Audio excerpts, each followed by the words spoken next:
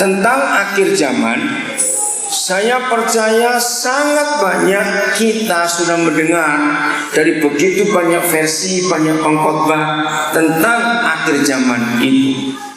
Nah, kebanyakan orang atau pendeta atau gereja bicara tentang akhir zaman itu 90% lebih pasti dari sudut pandang bencana yang terjadi, gempa bumi, perang, kelaparan, kesusahan hidup, lalu macam-macam.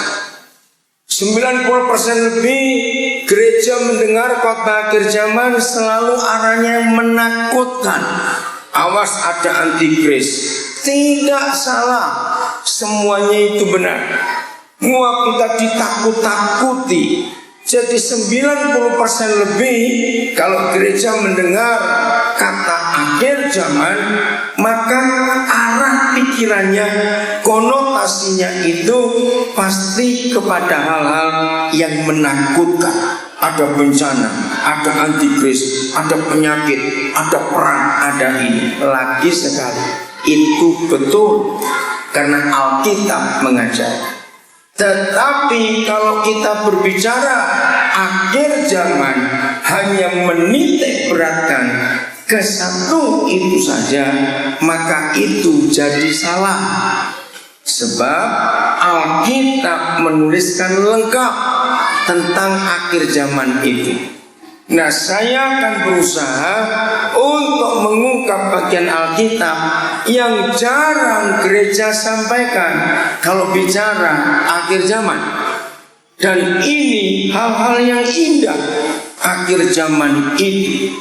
Gereja Tuhan, kita harus tahu bahwa akhir zaman yang Yesus ajarkan itu seimbang antara penderitaan, kesulitan dan kemuliaan akhir zaman. Itu seimbang.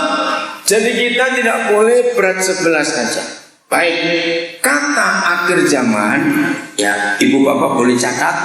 Kata akhir zaman yang sesungguhnya itu artinya begini: berakhirnya zaman pemerintahan manusia. Dengarkan kata ini, berakhirnya zaman pemerintahan manusia dan dimulainya zaman pemerintahan Tuhan Yesus. Dari mana saya mengambil konsep ini? Dari doa yang diajarkan Tuhan Yesus. Masih ingat permintaan pertama dalam doa Bapa kami itu apa? Permintaan pertama dalam doa Bapa kami, datanglah kerajaanmu. Nah, itulah akhir zaman. Datanglah kerajaan. Artinya seluruh pemerintahan manusia, jadi presiden-presiden, raja-raja, perdana-perdana menteri seluruh dunia, suatu hari nanti tidak lama dari sekarang harus menyerahkan seluruh pemerintahan mereka kepada Tuhan Yesus lagi. Loh, kok gak bersuka cita? Kenapa gak bersorak-sorai? Saya ulangi lagi, dengar baik-baik. Akhir zaman itu artinya semua presiden-presiden, semua perdana menteri di dunia, semua raja-raja di dunia, semua pemerintahan manusia di dunia ini, termasuk para gubernur, bupati, kepala-kepala distrik, lurah, semuanya harus menyerahkan kembali pemerintahan itu kepada Tuhan Yesus Kristus. Itu akhir zaman. Itu indah. Doa yang diajarkan Tuhan Yesus segera dijawab. Datanglah kerajaan, jadilah kehendak-Mu. Nah, kalimat ini yang salah terjemahnya. Setelah kalimat jadilah kehendak-Mu, yang betul begini: supaya bumi jadi seperti surga. Itu yang tepat. Bukan begini: datanglah kerajaan-Mu, jadilah kehendak-Mu di bumi seperti di surga. Nggak jelas. Tapi yang betul kalimatnya adalah datanglah kerajaan-Mu, jadilah kehendak-Mu, supaya apa tadi? Bumi jadi seperti surga. Sekarang ini masih seperti neraka? Jawab iya atau tidak. Lihat di tanah Kristen ini. Lagi sekali, sebelum agama-agama yang lain datang ke daerah Temina-Buan, Ayam-Maru dan sekitarnya, tidak ada yang lain bisa masuk kecuali Injil Yesus Kristus Tuhan yang lebih dulu masuk. Amin. Ini luar biasa. Tapi jangan bersukacita tuh. 5 Februari kemarin kita di tanah Papua memperingati berapa tahun Injil? 157. Ya, 157 tahun. Itu bukan waktu yang sedikit. 157 tahun bukan waktu yang singkat, betul? Itu waktu yang lama sekali. Tapi maaf, saya bicara kepada beberapa pendeta DKI, jangan marah. Untuk apa kita pesta pora, membuat acara-acara yang meriah untuk memperingati Injil masuk ke tanah Papua? Padahal mungkin belum tahu, 5 Februari itu hari libur di daerah Papua ini. Satu-satunya provinsi di Indonesia, pasca kedua libur hari Senin itu cuma Papua. Pentakosta hari kedua libur juga cuma Papua. Natal hari kedua juga libur, itu cuma di Papua. Tidak ada provinsi lain yang libur Kristennya begitu banyak. Tapi jangan bangga. Selama masih banyak suami mabuk, majelis-majelis gereja mabuk, Injil macam apa itu yang kita mau rayakan di tanah ini? Sebelum kemabukan, minuman keras, perjinan, perjudian dibasmi di tanah Kristen ini, gereja tidak boleh merayakan pesta pora kalau Injil masuk.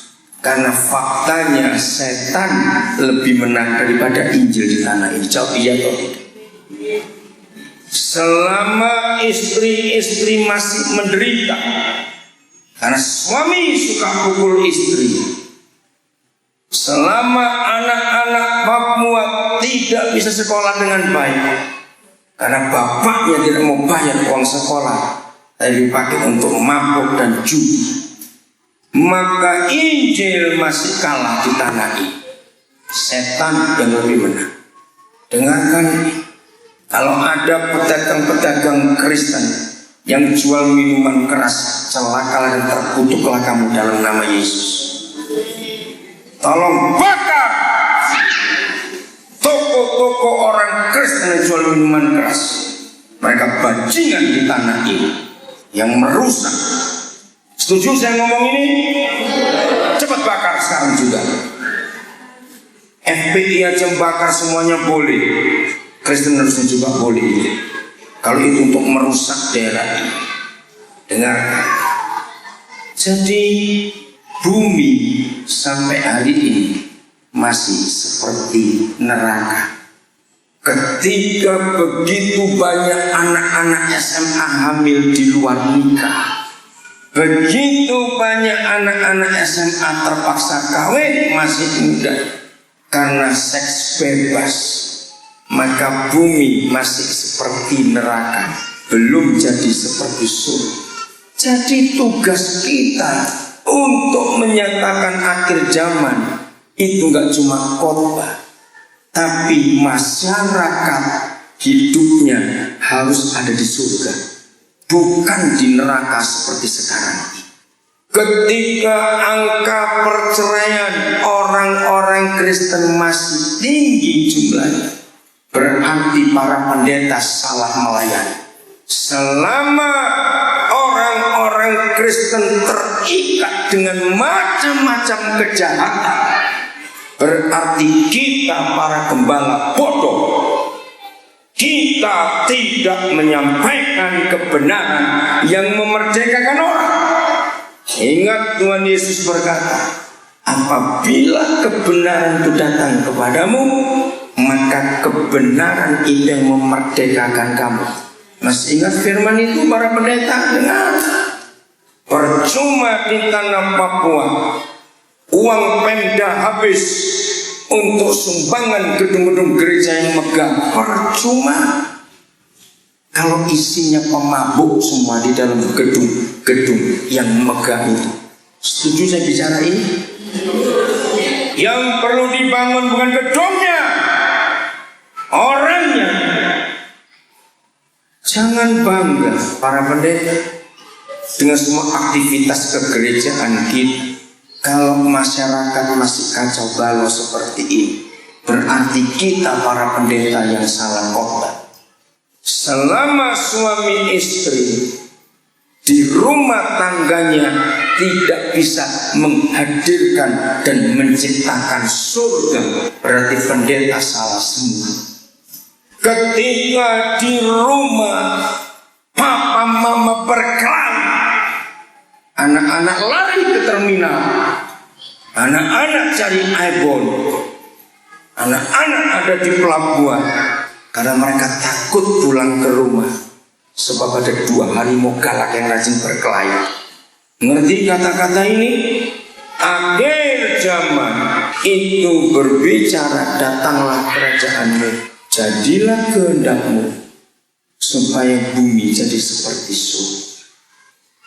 Tolong para majelis gereja, maaf saya berkata, majelis gereja yang tidak bisa buka Alkitab, pecat saja. Serius saya berkata. Lalu apa yang dikerjakan di gereja kalau majelis sendiri gak bisa buka Alkitab? Untuk apa dipilih? Kalau majelis-majelis gereja hanya pintar rapat saja, tapi tidak bisa mengembalakan umat, jadi jual bakso saja lebih berharga. Maaf saya berkata, saya sedih melihat kekristenan di tanah Papua ini, karena setan lebih menang di tanah ini.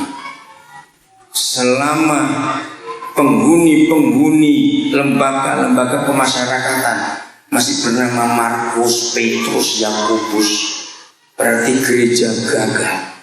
Betul saya bicara ini? Maka itu mulai hari ini, kalau kita bicara akhir zaman, bicara orangnya dulu, bukan keadaan. Paulus adalah satu-satunya orang di dunia ini yang menuliskan keadaan manusia di akhir zaman. Nah, ini yang gereja sedikit sekali mengungkap. Gereja khotbah akhir zaman selalu keadaan alam yang diungkap. Tidak salah, memang ayatnya ada, tapi tidak lengkap. Nah, sekarang kita lihat 2 Timotius 3 mulai ayat 1.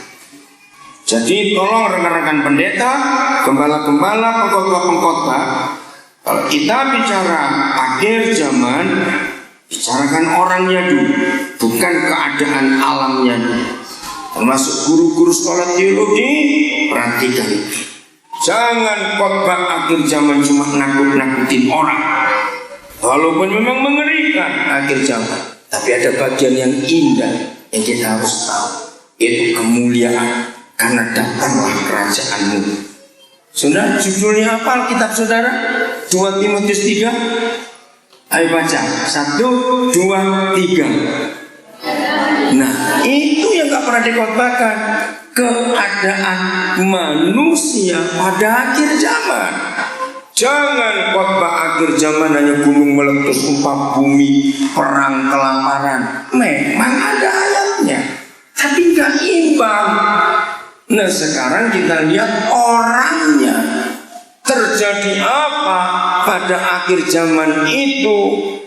Saya akan baca mulai ayat 1. Ketahuilah bahwa pada hari-hari terakhir akan datang masa yang sukar. Betul. Lalu apa?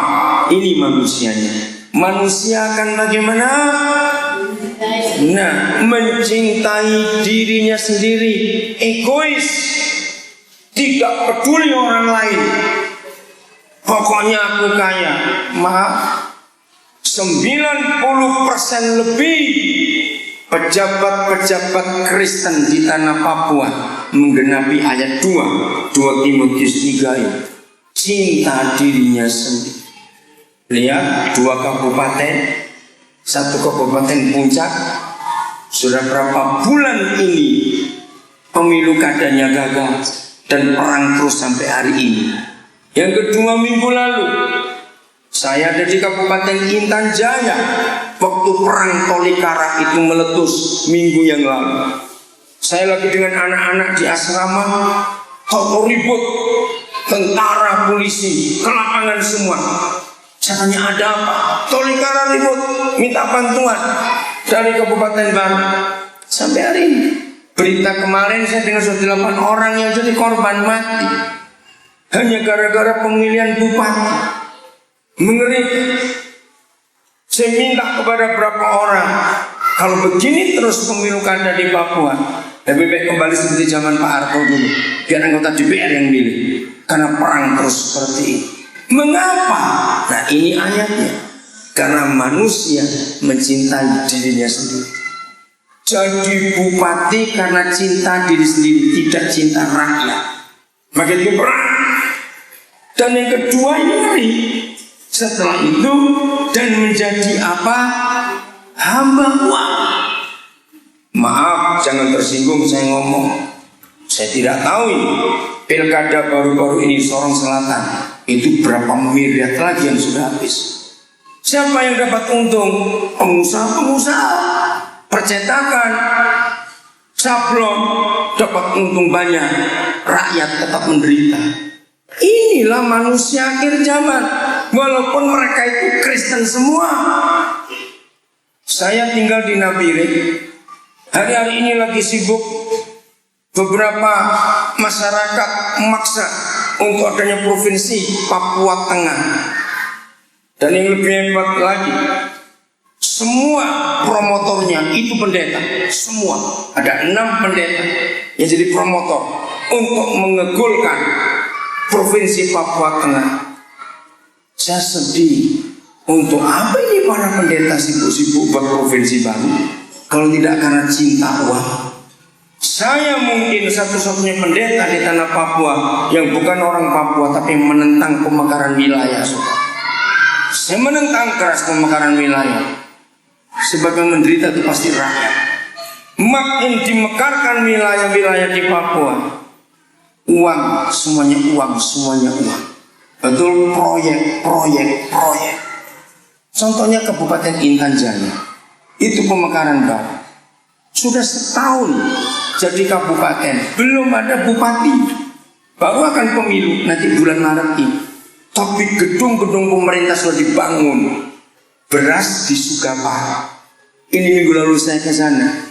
1 kilo itu 60.000. Minyak tanah 35.000 sampai 40.000. Termasuk bensin. Gula 40.000 1 kilo. Itu wilayah pemekaran baru. Maka itu kalau gereja tidak mengkhotbahkan jahatnya manusia akhir zaman ini, setan makin merajalela. Maka itu jangan kita jadi egois, hanya mementingkan diri sendiri. Lalu kita jadi hamba uang. Saya cukup sampai situ aja, yang lain dibaca sendiri.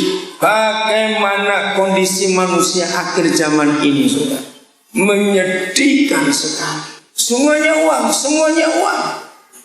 Ada banyak motor di Intan Jaya Sarang Sugapa.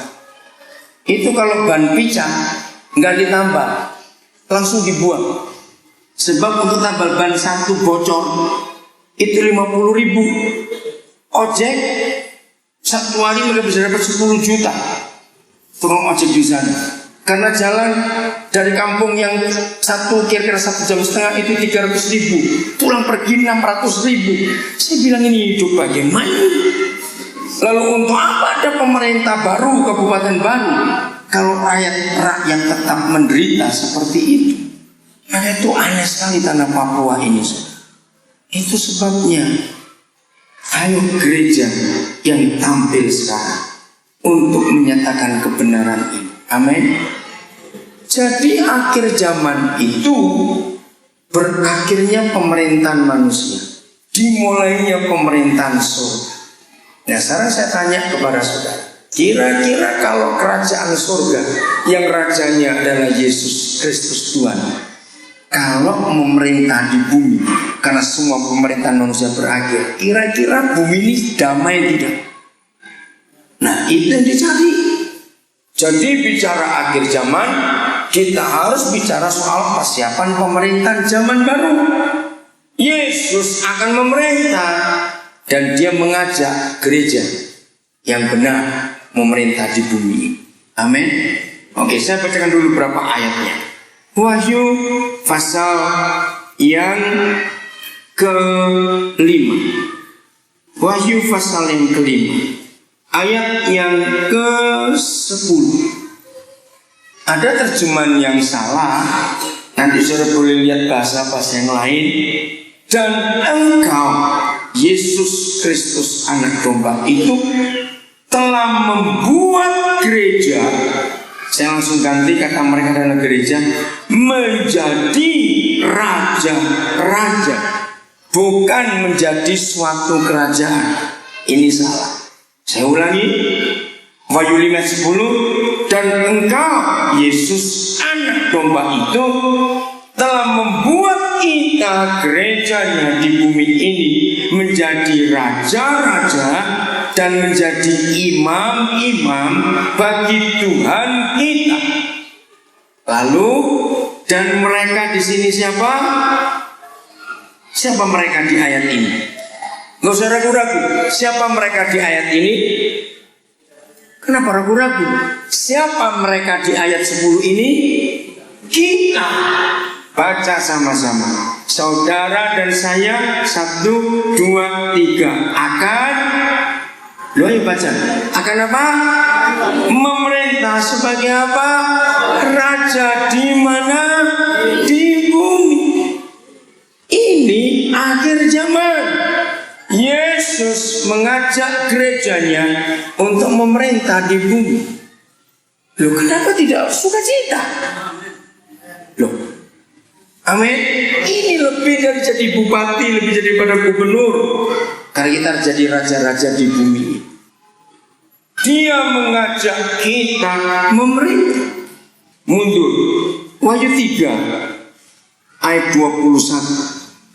Barang siapa menang, siapa yang dimaksud di sini? Barang siapa itu? Kita. Oke, gereja.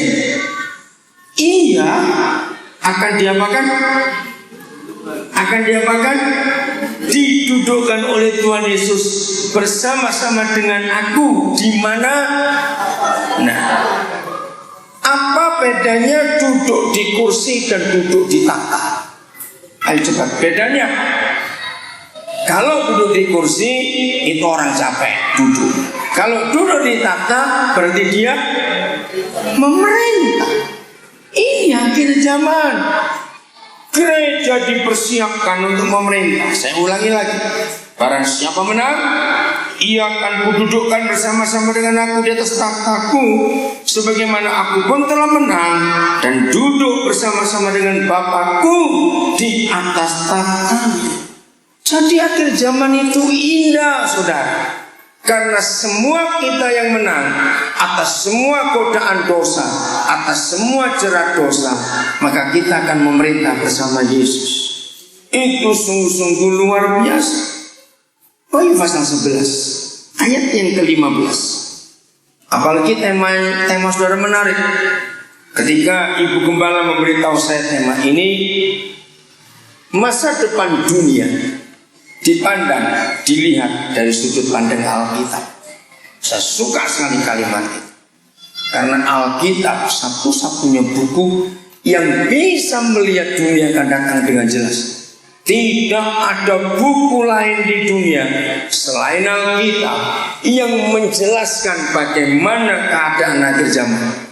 Dan kitab Wahyu adalah salah satu pasal yang terbesar kalau berbicara tentang akhir zaman ini. Nah, jadi hari ini saya akan tunjukkan kepada semua saudara di tim penabuhan ini bahwa akhir zaman itu indah dan menyenangkan, tidak menakutkan. Karena bicara pemerintah harus kita siap. Ayat 15 Yesus. Lalu malaikat yang ketujuh meniup sangkakalanya, dan terdengarlah suara-suara nyaring di dalam surga. Katanya, ini suara proklamasi, ini suara yang luar biasa. Katanya, baca baik-baik, 1, 2, 3. Yang kencang.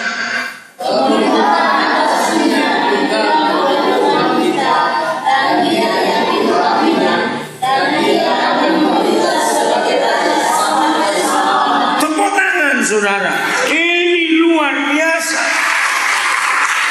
Pemerintahan atas mana? Yang kuat atas mana? Dunia. Dipegang oleh siapa? Tuhan Yesus. Dan yang diurapinya, bukan Kristus, tapi gereja. Ini yang luar biasa. Jadi buat saya, akhir zaman itu saya nantikan, sebab pemerintahnya akan segera berakhir. Kita harus siap untuk mulai disiapkan duduk di tahta. Ini dahsyat, pemerintah atas dunia dipegang oleh Tuhan kita, jelas Yesus. Dan dia diurapinya, itulah gereja. Dan ia, gereja dan Yesus bersatu, akan memerintah sebagai raja. Di mana? Di bumi. Sampai berapa lama? Selama-lamanya. Maka itu anak-anak Tuhan, siapkan hidup kita untuk merebut pemerintahan atas dunia ini. Kita akan didudukkan bersama-sama dengan Yesus. Ada banyak di kitab soal pemerintah, dicari. Lanjut, saya tunjukkan bagian akhir. Wahyu pasal yang ke-20, ayat yang keempat. Wahyu 20 ayat yang keempat. Judulnya apa? Nah, ini di dunia akan ada sebuah kerajaan. Nah, saya tidak berani menetapkan 1000 tahun itu sejak kapan dan bagaimana, itu bukan urusan kita. Pokoknya akan ada pemerintahan surga di bumi. Amin kan? Sekali lagi, pokoknya akan ada pemerintahan Tuhan Yesus di dunia ini. Dan dia tidak mengajak para malaikat untuk memerintah, tapi dia mengajak gereja yang menang untuk memerintah. Ayat 4 ya. Lalu aku melihat apa? Ayo, melihat apa? Tahta lagi sekali. Apa bedanya kursi dengan tahta? Nah, kalau tahta itu untuk raja. Dan ini enggak satu tahta. Ada jutaan tahta di dunia. Sebab Yesus akan mengajak gerejanya menduduki tahta-tahta itu untuk memerintah dunia ini dengan keadilan dan kebenaran, saudara. Itu sungguh luar biasa. Aku melihat tahta-tahta dan orang-orang yang duduk di atas. Kepada mereka diserahkan apa? Kuasa untuk menghakimi. Aku juga melihat jiwa-jiwa mereka yang telah dipenggal kepalanya karena kesaksian tentang Yesus dan karena firman Tuhan, yang tidak menyembah binatang itu, roh-roh jahat akhir zaman, ilah zaman ini, itu maksudnya, dan patungnya, dan yang tidak juga menerima tandanya pada dahi dan tangan mereka. Nah, inilah yang akan diajak memerintah bersama Yesus, yaitu orang-orang Kristen, hamba-hamba Tuhan yang hidupnya terpisah dari dunia ini, yang tidak mengikuti semua sistem dunia ini, termasuk politik uang, termasuk suap sana suap sini, Itulah tanda-tanda dari si jahat itu. Hidup dalam kenajisan, dalam kemabukan, dalam perjinan, dalam semua sistem dunia ini. Kalau ada orang Kristen dan hamba Tuhan hidup seperti yang dikatakan Wahyu 24, maka orang itulah yang berhak memerintah jadi raja bersama Yesus di dunia pada akhir zaman. Lengkap sekali syarat-syaratnya. Tidak boleh ini, tidak boleh itu, harus begini, harus begitu. Nanti di rumah baca lagi. Diberikan kuasa untuk menghakimi, untuk memerintah di dunia. Kepada orang-orang itu tata-tatanya sudah ada. Ayo baca sama-sama kalimat terakhir.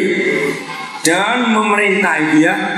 1, 2, 3. Dan memerintah sebagai apa? Baca. Sebagai apa? Raja. Bukan kepala distrik, bukan bupati, bukan gubernur, bukan presiden. Lebih daripada itu. Ulang lagi ya. 1, 2, 3. Dan memerintah sebagai raja bersama-sama dengan Kristus untuk 1000 tahun. Ngapain rebutan jadi bupati cuma 5 tahun? Ini 1000 tahun. Kok enggak amin? Betul, ini 1000 tahun. Jadi saudara, akhir zaman itu indah. Betul? Karena pemerintahan kerajaan kekal, kerajaan damai yang luar biasa, membuat semua orang hidup dalam damai sejahtera, dalam kemakmuran, rasa aman dan sebagainya. Nah ini akhir zaman. Sekarang makin kacau. Memang Tuhan izinkan. Supaya apa? Supaya gereja siap-siap menghadapi itu. Masih ada 5 hari, 4 hari ke depan. Pak Daud sudah ada di sini, akan mengajar juga. Ayo 5 hari ini, dari hari ini sampai 25 nanti, semua kita, orang-orang tim Menabuhan, Sorong Selatan, mempersiapkan diri untuk mengenal kebenaran yang luar biasa.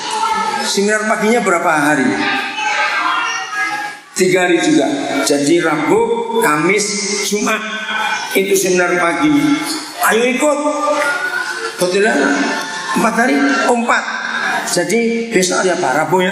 Rabu, Kamis, Jumat, Sabtu. Oh ya. Ada 4 hari seminarnya. 5 malam KKR-nya. Hadir, kita belajar. Kita kan bongkar Alkitab ini tentang akhir zaman itu apa saja. Menyenangkan saudara. Sungguh. Oke, Lukas 12 ayat 32. Jadi Tuhan Yesus sudah bagi-bagi kekuasaannya. Udah, Lukas 12 ayat 32. Janganlah takut, hai kamu kawanan kecil, kita gerejanya, karena Bapamu telah apa? Berkenan. Apa kata lain berkenan? Tolong saya, berikan saya kata lain dari kata berkenan. Itu apa? Apa? Bersedia. Kurang kuat. Iya, betul. Tapi kurang apa itu? Belum tepat. Apa? Setuju. Apa ibu? Ya ibu yang kuat. Setuju. Kurang belum. Berkenan. Apa? Senang. Izinkan. Iya, tapi kurang kuat juga. Rela. Betul? Nah ini yang luar biasa. Bapamu yang di surga rela memberikan apanya?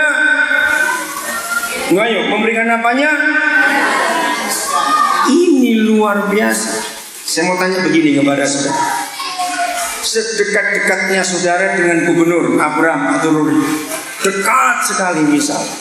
Apalagi mungkin ada teman sekolahnya Pak Gubernur Papua Barat. Dari SD, SMP, SMA, teman sekolah semua. Mungkinkah seorang gubernur berkata begini kepada teman dekatnya, teman dari SD, SMP, SMA, aku akan cuti 1 minggu, kamu gantikan aku jadi gubernur dulu ya? Mungkin tidak.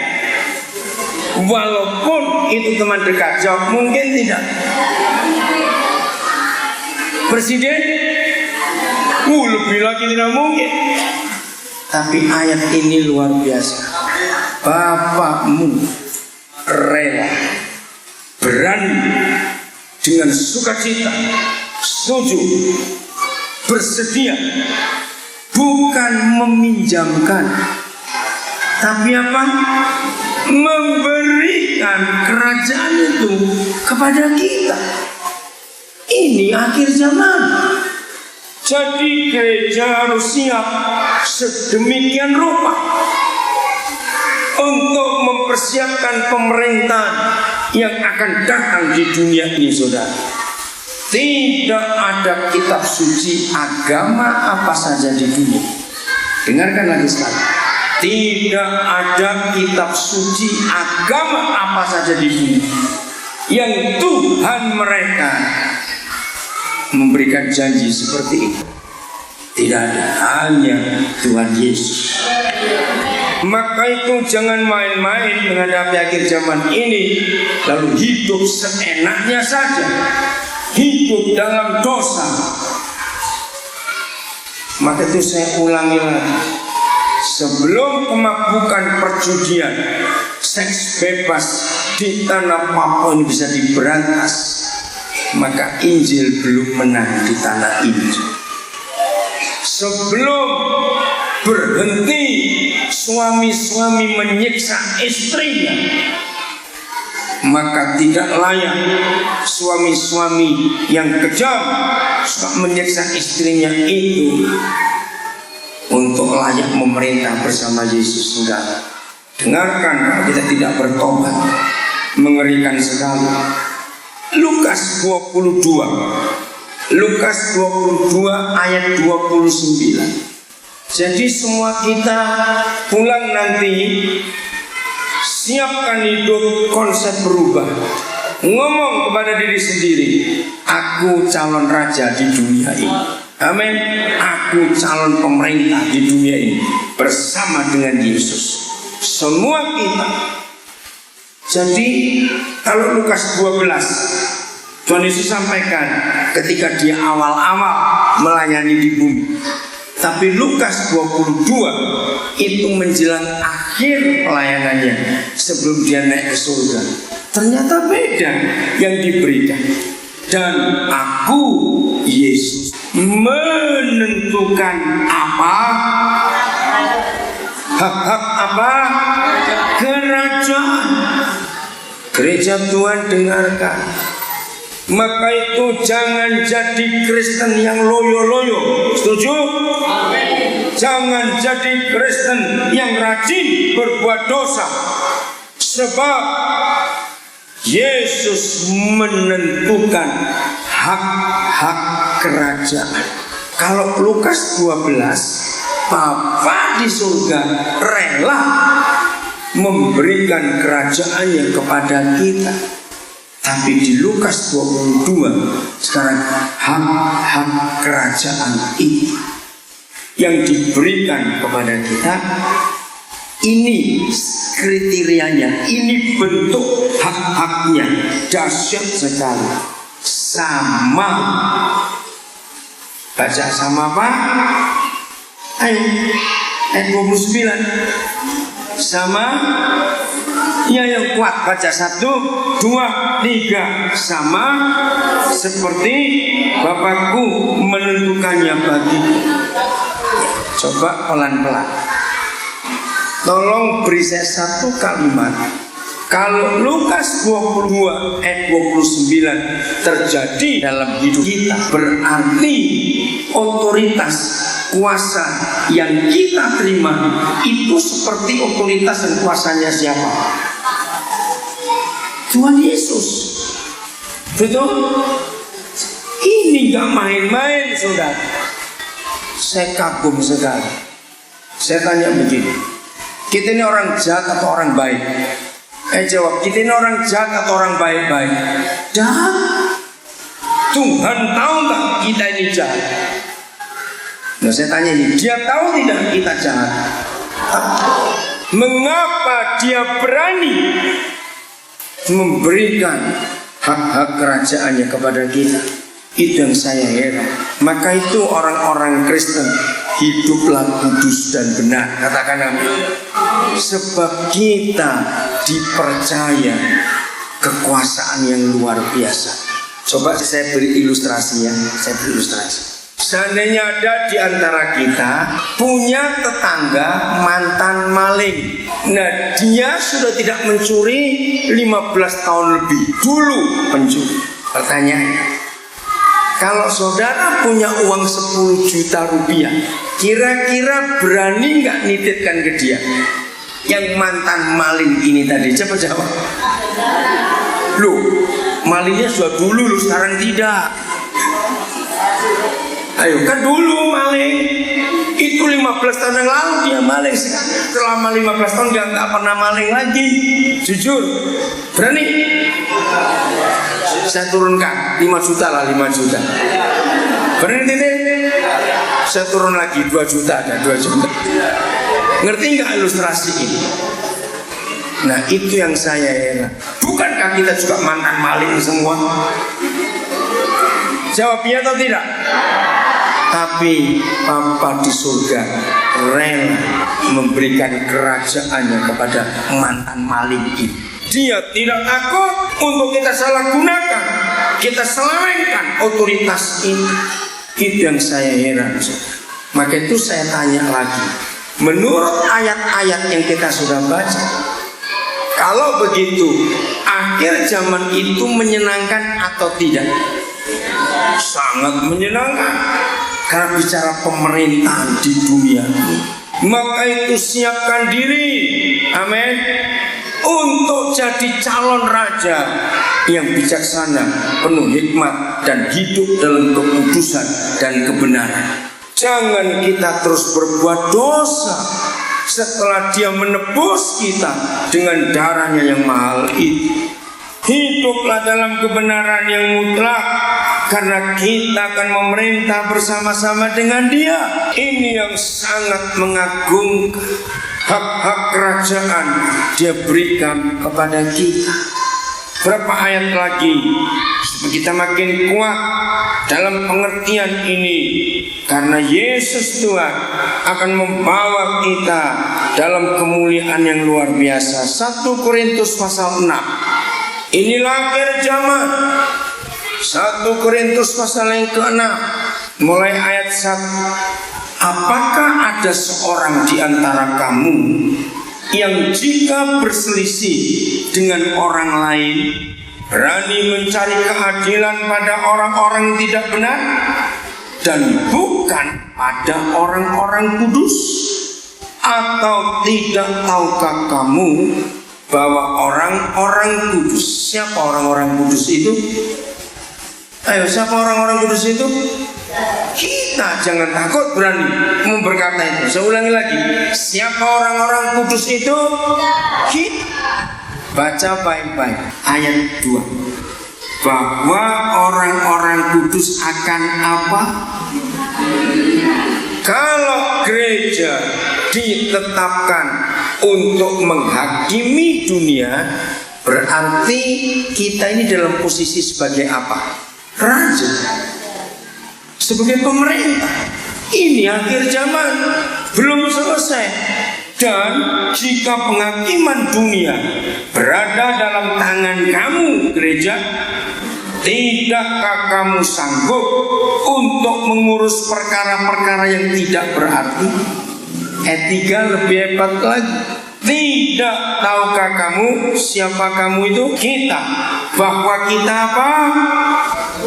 Nah, lebih hebat lagi, akan menghakimi malaikat-malaikat.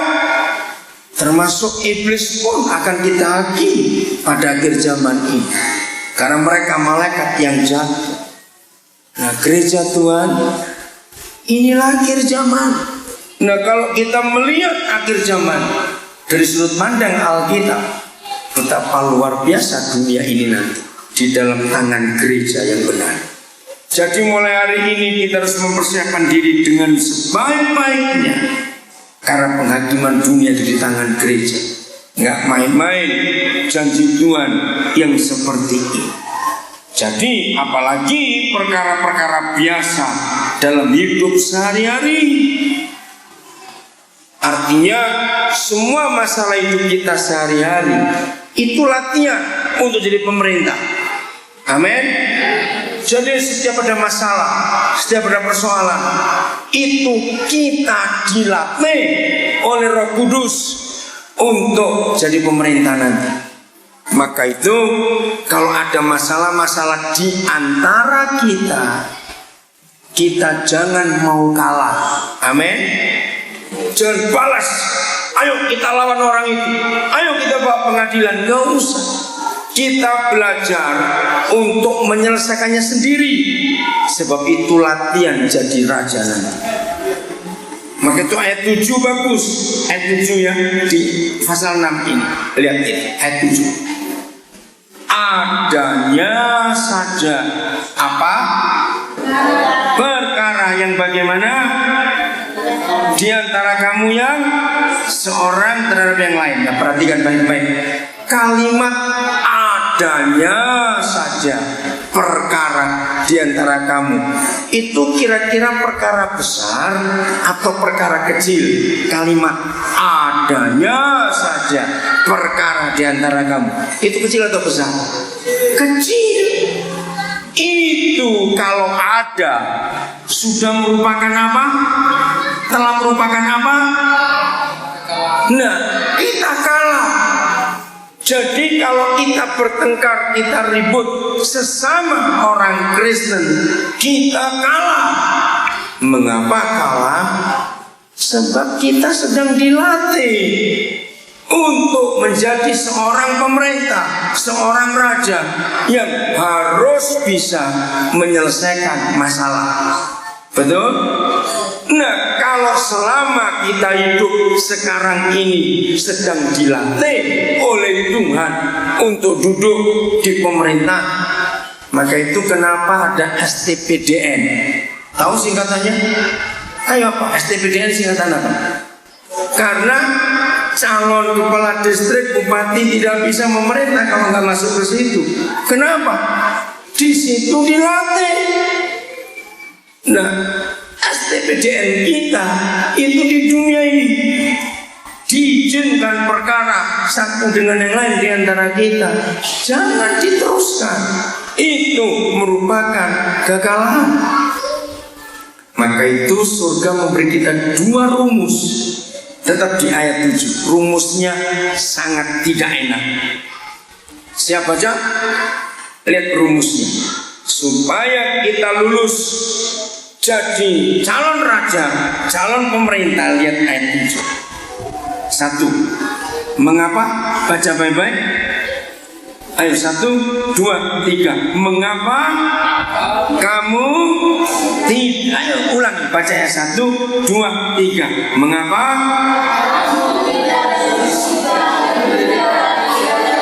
Nah, stop. Enak tidak? Tidak enak. Diperlakukan tidak adil. Semua kita berontak, kita protes. Ini hakku. Ternyata saudara, kalau kita diperlakukan tidak adil, itu adalah sekolah untuk jadi raja. Jadi ampuni orang yang memperlakukan kita tidak adil. Katakan amin. Ampuni. Karena memang raja kita mengizinkan orang itu berbuat sesuatu yang membuat kita merasa tidak adil. Rumus kedua. Mengapa? 1, 2, 3. Ayo baca. 1, 2, 3. Nah, sama, nggak enak juga. Karena semua orang akan menuntut kalau dirugikan. Inilah STPDN Kerajaan Surga. Katakan amin. Inilah sekolah kita untuk siap-siap jadi raja. Jadi kalau Tuhan izinkan ada sesama kita yang merugikan kita, memperlakukan kita tidak adil, katakan puji Tuhan, aku sedang sekolah, dan berkati orang itu. Jangan menuntut apa-apa, jangan ke pengadilan dunia, jangan. Karena kita ini calon-calon raja yang akan mengurusi dunia dan para malaikat. Hebat sekali firman Tuhan. Kok rasanya nggak semangat mau jadi raja model kayak begini? Bagaimana ini? Terus semangat, amin. Raja kok loyo begitu? Raja bagaimana ini? Amin. Jadi mulai hari ini, setiap hari, suara mandi, suara bercermin, suara makan, suara kemana, aku ini calon raja, aku ini calon raja. Amin. Yang akan memerintah bersama Yesus di dunia ini, membuat semua orang hidup dalam damai sejahtera, dalam kebenaran, dalam keadilan, dalam sukacita. Hebat sekali. Besok kita akan belajar bagaimana membawa surga itu ke bumi lewat hidup kita sehari-hari. Itulah akhir zaman ini. Silakan dunia boleh jungkir balik, kacau balau, silakan. Kita berteriak, hai dunia tunggu, kami akan datang kepadamu untuk menyatakan keadilan dan kebenaran itu. Jadi akhir zaman itu menyenangkan sekali. Bergairah, bersukacita melihat akhir zaman ini. Tidak takut, yang takut rugi. Maka itu maaf, kalau saya bicara akhir zaman, saya tidak bicara pengangkatan. Kenapa saya tidak bicara pengangkatan? Sebab yang diangkat itu yang mengungsi karena takut. Yang tinggal itu yang menang akan memerintah bersama Yesus. Jadi saya nggak mau